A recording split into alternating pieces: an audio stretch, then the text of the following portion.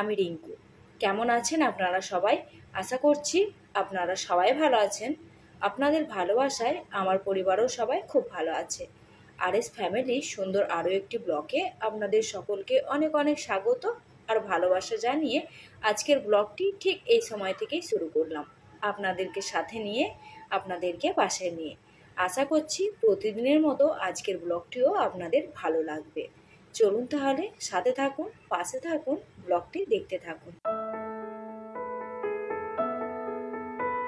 আজকে হচ্ছে সোমবার। প্রতিদিনের মতো আজকেও কিন্তু সকালবেলা থেকে ব্লগটি শুরু করলাম। এখন ঘড়িতে সময় হচ্ছে ঠিক 7টা।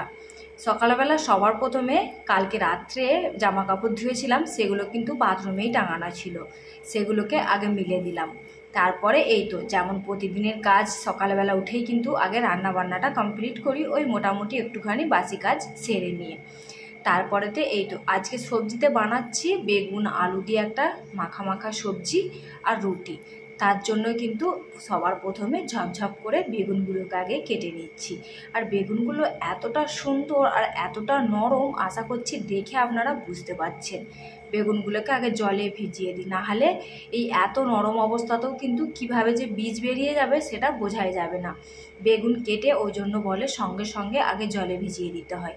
তারপরে এই তো একে একে টমেটো আর পেঁয়াজ এইটাকেও কেটে নেব। আর মশলা পেস্ট তো সেরকমভাবে বানাতে হবে না, তার কারণ মশলার পেস্ট তো বানানোই থাকে।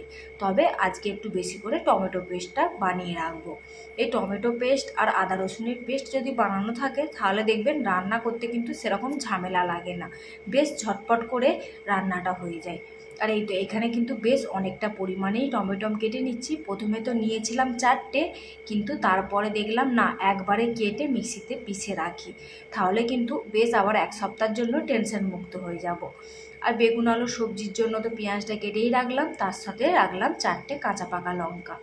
আর এরকমভাবে বেগুন আলুর সবজি বানালে এত ভালো লাগে আর এত টেস্ট হয় যে কি বলবো। তো যাই হোক, কেমন করে বানাচ্ছি সেটা তো আপনাদের সাথে অবশ্যই শেয়ার করব। আপনারা যদি পারেন তো ট্রাই করে একবার দেখতে পারেন। তারপরে কিন্তু এই যে এবারে আটাটা মাখিয়ে নিচ্ছি। আটাতে কিন্তু আমি অল্প পরিমাণে একটু করে নুন দিই, তারপরে মাখি। আবার জানেন এখানের লোক কিন্তু আটাতে নুন দিয়ে মাখলে কেমন জানি বলে আটাতে আবার কেউ নুন দিয়ে মাখে, মানে এখানের লোক আলো না রুটি খায়। তো সেই জন্য আর কি, যেই দেশে যেমন নিয়ম, তাই না? তো যাই হোক, এখানে মোটামুটি আটাটা মেখে এখন রেস্টে রেখে দেব। সবার প্রথমে আগে সবজিটা বানিয়ে নেব, তারপরে রুটিগুলো বানাবো। আর এই তো কড়াতে তেল দিয়ে দিয়েছি, আর সবার প্রথমে কিন্তু বেগুনগুলোকে আগে ভালো করে ভেজে নেব।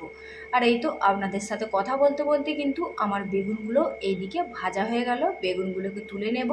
এবার এই কড়াতেই কিন্তু আমি তেলের ওপরে জিরে 5 ফোড়ন আর একটুখানি রসুনের কুচি আর দিয়েছি হচ্ছে কাঁচা লঙ্কা আর পাকা লঙ্কা যেটা ছিল 4টে, সেইটা। তারপরে মোটামুটি ওইগুলোকে একটু করে ভেজে নিয়ে আর দিয়ে দিলাম এখানে পেঁয়াজের কুচিটা। পেঁয়াজের কুচিটাকে দিয়ে ভালো করে একটু নাড়া ভাজা করে নেব। তারপরে এই তো এই দিয়ে দিলাম টমেটো পেস্টটা। আর এর মধ্যেই কিন্তু যেহেতু আমি রসুনের কুচি দিয়েছি, সেহেতু আজকাল আদা রসুনের যে পেস্টটা সেটা দেবো না, আজকে একটু অন্যরকমভাবেই বানাচ্ছি। এইরকমভাবে কিন্তু আমি প্রায় সময়তে বানিয়ে থাকি, কিন্তু আপনাদের সাথে সেরকমভাবে শেয়ার করা হয় না। তো যাই হোক, তারপরে একটুখানি ভালো করে মশলাটা কষিয়ে নিয়ে নুন, হলুদ, ধনে গুঁড়ো আর পরিমাণ মতো নুন দিয়ে আবারও ভালো করে কষিয়ে নিলাম। দিয়ে এই যে সেদ্ধ করে রাখা আলুগুলো দিয়ে খুন্তির সাহায্যে একটু গেঁটে গেঁটে ভাঙা ভাঙা করে দিলাম। তারপরে আর কি পরিমাণ মতো জল দিয়ে একটু নাড়াচাড়া করে এবারে বেগুনগুলো দিয়ে দেবো। যেহেতু সিদ্ধ আলু, সেহেতু তো টাইম লাগবে না। আর আলুটা যখন সিদ্ধ করেছিলাম তখন কিন্তু আমি আলুতে নুন আর হলুদ দিয়ে দিয়েছিলাম, সেই জন্য নুন ঢোকারও কোনো ব্যাপার নেই। আর এরই মধ্যে কিন্তু লো ফ্লেমে 5 মিনিট মতো ফুটিয়ে গ্যাস বন্ধ করে দিয়েছি। আর সবজিটা এক সাইডে করে দিয়ে এবারে ঝপঝপ করে রুটিগুলো বানিয়ে নেব। তার কারণ এখন কিন্তু ঘড়িতে সময় হয়ে গেছে প্রায় 8:45 মতো। তো এতটুকু কাজ করতে আমার এতটা টাইম লেগে গেল। তার কারণ সত্যি কথা বলতে বন্ধুরা, একা হাতে কাটো, তারপরে ওই আটা মাখো, তারপরে একটা একটা করে রুটি করো, টাইম তো লাগবেই। তো যাই হোক, হাজব্যান্ড যাবে ডিউটি, সেই জন্য মোটামুটি রুটি মানে যে কটার দরকার সে কটা এখন বানিয়ে ওকে আগে ডিউটি পাঠিয়ে দেবো। আর এই তো এরই মধ্যে কিন্তু হাজব্যান্ড স্নান আর পুজো দুটোই করে নিয়েছে। এবারে ওকে নাস্তাটা দিয়ে দেব। ওই যে সবজিটা বানিয়েছি সেই সবজিটা, আর সাথে দিয়ে দেবো 2টো রুটি। আর অবশ্য আমরাও নাস্তাতে আজকে রুটি সবজি খেয়েছি, তবে আজকে আর দুপুরে খাবো না, আজকে দুপুরে ভাত খাবো। তার কারণ এত পরিমাণে গরম পড়েছে, সেইখানে কিন্তু দু টাইম রুটি খেতে ভালো লাগে না। কোনো কোনো সময় একটুখানি আলসামি করে যাই, তো সেই জন্য রুটিটা খেয়ে নিই দুপুরবেলা, কিন্তু মন থেকে খাই না। তবে আজকে দুপুরবেলা ভাতই করব। তো তার আগে এখন তো যেহেতু অনেকটা টাইম আছে আর সবজি বানানোই আছে, ঝামেলা তো কিছুই নেই সেরকম। কয়েকটা ঘুষো মাছ বা চিংড়ি মাছ সেটাকে ভেজে দিয়ে দিলেই রান্না তো কমপ্লিট হয়ে যাবে। তো সেই জন্য ভাবলাম আজকে একটুখানি ডাইনিং টেবিলটা মেকওভার করা যাক। তো সেই জন্য সবার প্রথমে তো দেখলেনি যা ছিল সেগুলোকে সব কটাকে সরিয়ে দিয়ে তারপরে যে চিকচিকিটা বিছানা থাকে পন্নিটা, সেটাকেও তুলে দিয়েছি, দিয়ে ভালো করে কলিং দিয়ে ঘষে ঘষে পরিষ্কার করে দিয়েছি। আর কতটা চকচক করছে সেটা তো আপনারাই দেখতে পাচ্ছেন। তারপরে যেটা করব, এই পন্নিটা কিন্তু বাইরে নিয়ে যেয়ে ধোবো না। তার কারণ এইটা খুব যেহেতু নরম, সেহেতু কিন্তু তাড়াতাড়ি ফেটে যাওয়ার ভয় আছে। সেই জন্য ঘরের মেঝেতে ভালো করে পেতে নিয়ে আর একটুখানি যে নরম স্কচ ব্রাইটটা হয় সেটা দিয়ে আর ওই যে ভীম জেলটা দিয়ে ভালো করে একটুখানি ঘষে ঘষে পরিষ্কার করে নেব।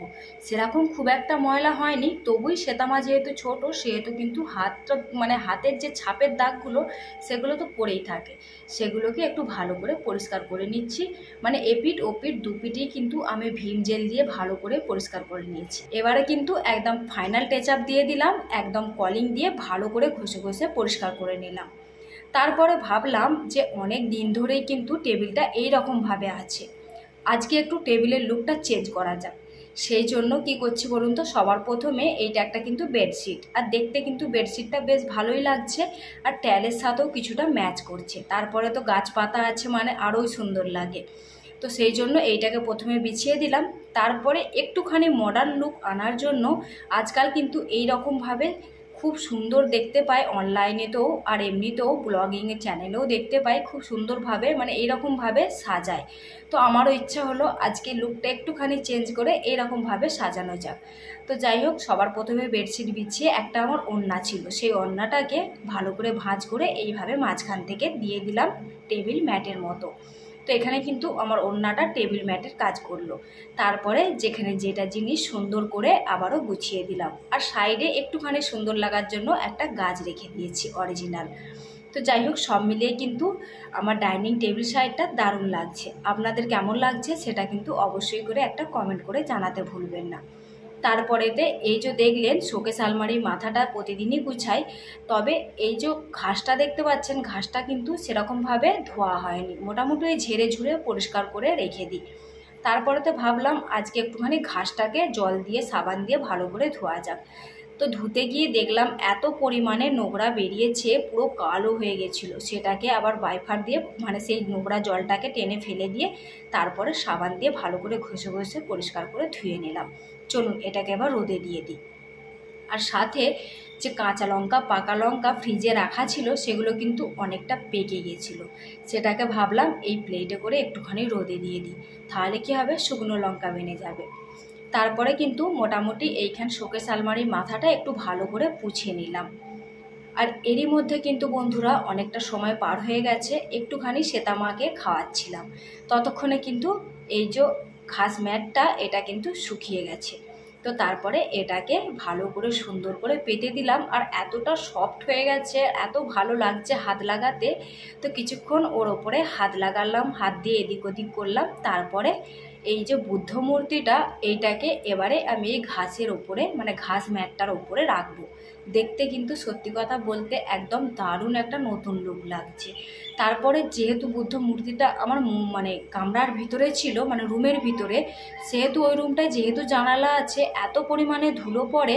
আশা করছি বুদ্ধ মূর্তিটা আমি যখন নিয়ে এসেছিলাম, আপনারা যদি লক্ষ্য করে থাকবেন তো দেখতে পাবেন। তো সেটাকে ভালো করে টিস্যু পেপার দিয়ে পরিষ্কার করে মুছে নিলাম। তারপরে এই যে গলার উপর চেনটা, সেটা এদিক ওদিক হয়ে গেছিলো, সেটাকে একটু সুন্দর করে পরিয়ে দিলাম। তারপরে এই তো পেছনের দিকে এইটা কিন্তু আমার শ্বেতামার বার্থডের কেক এতে এসেছিলো, সেটাকে আমি ভালো করে পরিষ্কার করে পুছে নিয়ে এই বুদ্ধ মূর্তির পেছনে লাগিয়ে দিয়েছি। দেখতে কিন্তু সত্যি কথা বলতে একটু অন্যরকম লাগে আর খুব ভালো লাগে। তারপরে যেখানে যেমন মোটামুটি একটুখানি আমি আমার মনের মতো করে, আমি আমার স্বাদ মতো করে গুছিয়ে নিচ্ছি। আর এরকমভাবে পরিপাটি করে কাজ করতে কিন্তু আমার ভীষণ ভালো লাগে।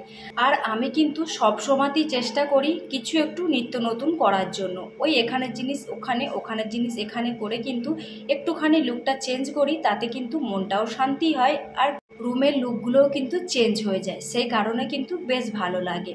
তারপরে এদিকে কিন্তু আমি ভাত বসিয়ে দিয়েই কাজটা করছিলাম, তো এরই মধ্যে কিন্তু ভাতটা হয়ে গেছে।